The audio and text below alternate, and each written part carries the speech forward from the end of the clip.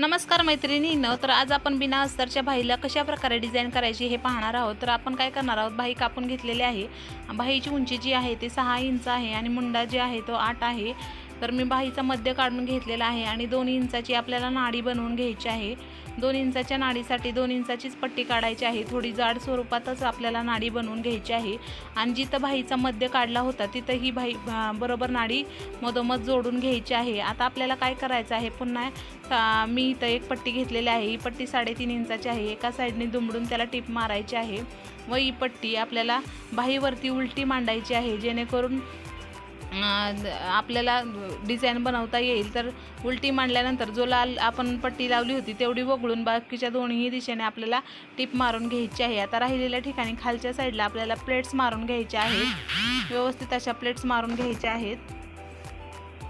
Plates मारून झाल्यानंतर ही पट्टी जी आहे ती उलटी मांडून घ्यायची आहे आणि हा जो लाल कलरचा आहे तो छोटा बेल्ट याच्यातून गोल बसवून घ्यायचा आहे।